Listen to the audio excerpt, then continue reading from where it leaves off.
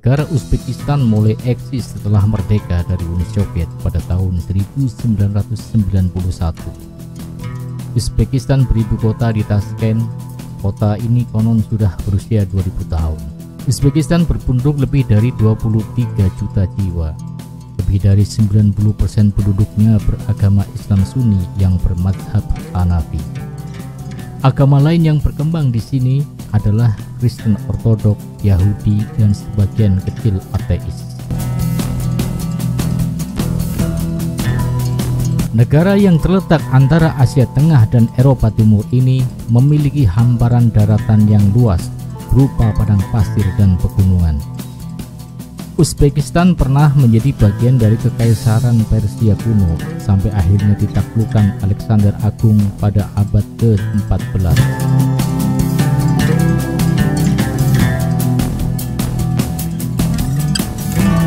Selain memiliki pemandangan yang indah dan menakjubkan, wanita Uzbekistan juga dikenal memiliki kecantikan yang di atas rata-rata wanita dunia. Bahkan banyak yang menganggap jika mereka merupakan salah satu ras wanita paling jelita di muka bumi ini. Ciri fisik yang diingat banyak orang tentang wanita Uzbek adalah kulit mereka yang putih bersih serta rambutnya yang hitam legam. Ada juga wanita Uzbek yang berambut pirang. Negara Uzbekistan adalah satu di antara 15 negara pecahan komunis Uni Soviet. Jauh sebelum diplok negara komunis Uni Soviet, Uzbekistan sudah menjadi salah satu pusat peradaban Islam dunia.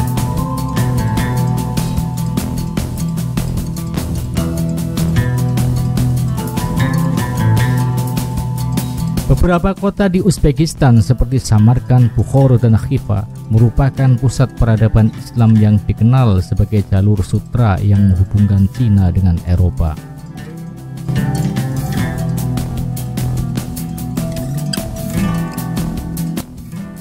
Samarkand merupakan tempat dimakamkannya Imam Bukhari yang dikenal umat Islam sebagai salah seorang perawi paling otentik dari ribuan hadis Nabi Muhammad SAW.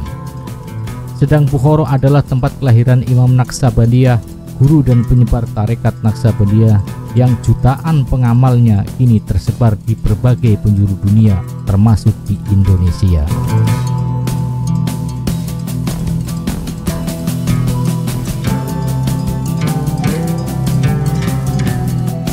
Uzbekistan merupakan gabungan dari 3 buah kerajaan Islam, yaitu Bukhara, Khiva, dan Kokand.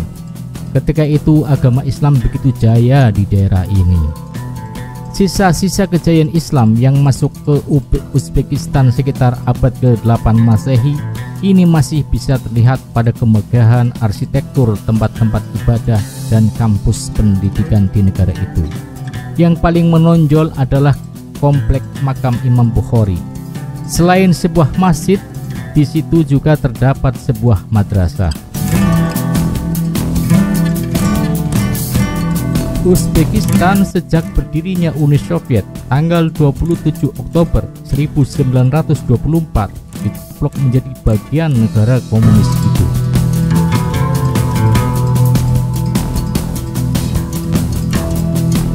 Sehingga hampir 70 tahun agama menjadi sesuatu yang terlarang untuk berkembang di Uzbekistan.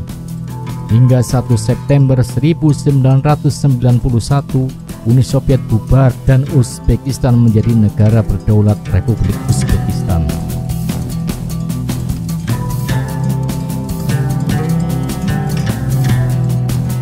Bagaimana perkembangan Islam di Uzbekistan setelah lepas dari cengkeraman negara komunis?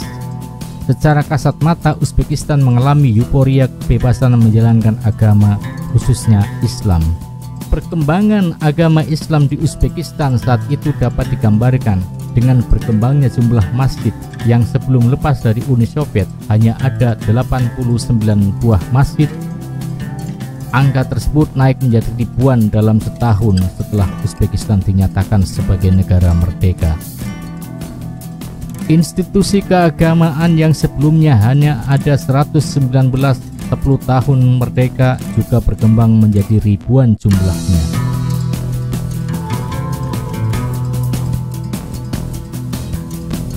Jika Anda mengunjungi mereka dan Anda berkata bahwa Anda Muslim, dengan serta-merta mereka akan bersukacita dan menyodorkan tangan untuk bersalaman. Assalamualaikum, sapa mereka. Ketika mengucap salam itu, biasanya mereka menempelkan tangan kanan di dada sembari menganggukkan kepalanya.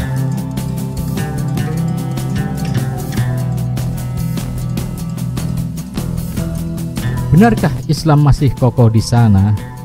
Sebenarnya tidaklah demikian. Islam di Uzbekistan berada dalam keadaan yang sangat memprihatinkan.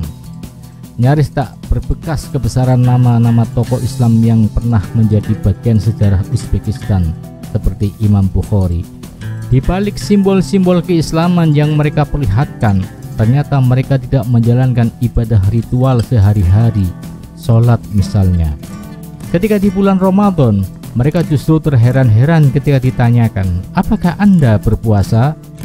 Kebanyakan Muslim Uzbekistan tidak tahu bahwa sholat, puasa, dan rukun Islam yang lain merupakan keharusan setiap umat Islam untuk menjalankannya. Tidak hanya itu, minum-minuman yang beralkohol juga sudah menjadi bagian dari kehidupan mereka sehari-hari.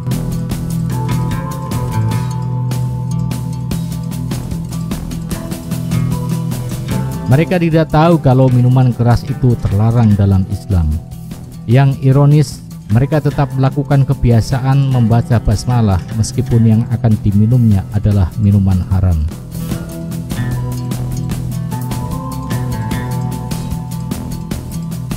Jumlah masjid di Uzbekistan terbilang masih agak jarang jika dibandingkan dengan jumlah penduduk Muslim.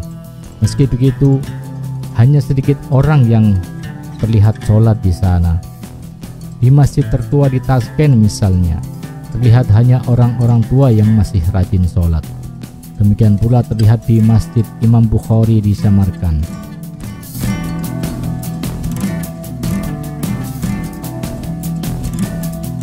Sejak runtuhnya pengaruh komunis di negara-negara ex-Uni Soviet, berbagai upaya untuk mengembalikan kejayaan agama Islam sudah banyak dilakukan. Ini terlihat antara lain dengan peningkatan jumlah perkembangan masjid.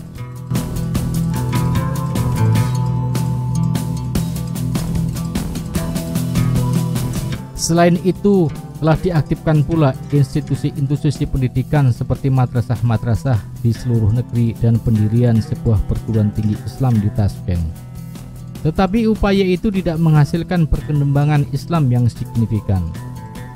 Kendala terbesar adalah kebijakan penguasa baru yang masih pro-Rusia yang notabene berpaham komunis. Pemerintah Uzbekistan pro-Rusia melarang anak-anak untuk ikut melaksanakan sholat Jumat dan Idul Adha di masjid. Mereka beralasan anak-anak tidak boleh diganggu dengan urusan agama.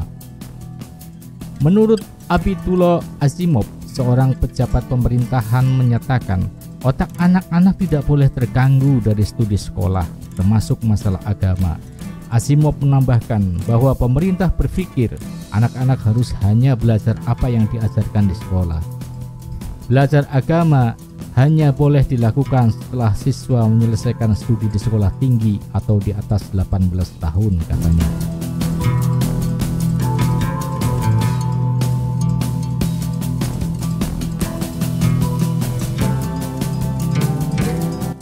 Hal itu mengacu pada tatanan yang dikeluarkan oleh Departemen Pendidikan Uzbekistan yang mengatakan dikenakan denda sekitar $750 Amerika Serikat atau sekitar 11 juta rupiah kepada orang tua jika anak-anak mereka tertangkap oleh pihak berwenang di masjid.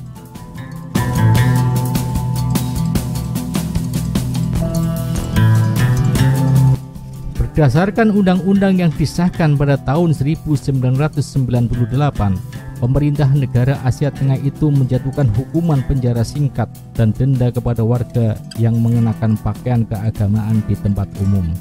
Hukuman berkisar dari denda 5-10 kali upah minimum bulanan sampai atau 15 hari di penjara.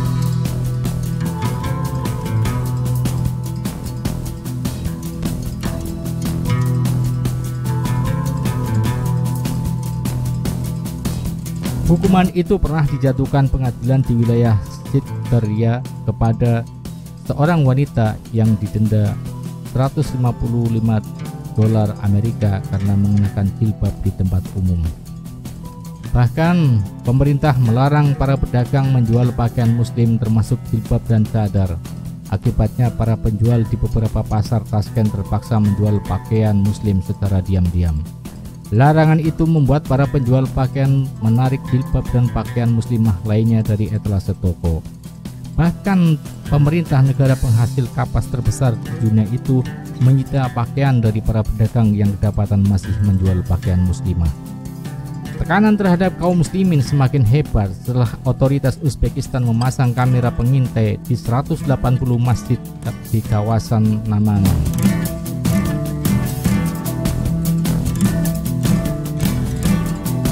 Pemerintah ingin mengendalikan kejadian selama sholat terjadi untuk melacak apa yang imam katakan kepada para jamaah dan untuk melihat apakah anak muda menghadiri sholat, kata seorang imam Uzbek yang tinggal di seberang perbatasan di Kyrgyzstan. Namun pihak berwenang berkelit dengan menyatakan pemasangan kamera itu demi keamanan dan menyusul maraknya pencurian di beberapa masjid di negara yang menjadi rebutan kekuasaan geopolitik antara Barat dan Rusia. Tak pelak, pelarangan jilbab itu pun menuai kecaman keras dari berbagai pihak, termasuk kelompok Human Rights Watch, kelompok HAM yang menuding pemerintah Uzbekistan mengekang kebebasan agama. Bahkan sebagai upaya menekan kaum muslimin di negara tersebut, dalam laporan pada tahun 2012, Human Rights Watch menyebut pemerintah Uzbekistan terus melakukan penangkapan, penahanan, dan penyiksaan terhadap muslim yang mempraktikkan agama mereka di luar kontrol negara. Ketika terjadi pergantian kepemimpinan karena Presiden Islam Karimov yang meninggal dunia pada tahun 2016, penggantinya Shavkat Mirziyoyev telah melonggarkan beberapa kontrol terhadap Islam. Tahun 2021, Uzbekistan mengesahkan undang-undang mengizinkan mengenakan jilbab di tempat umum. Larangan lain yang dibatalkan termasuk larangan anak-anak pergi ke masjid dan larangan menggunakan pengeras suara untuk mengumandangkan azan.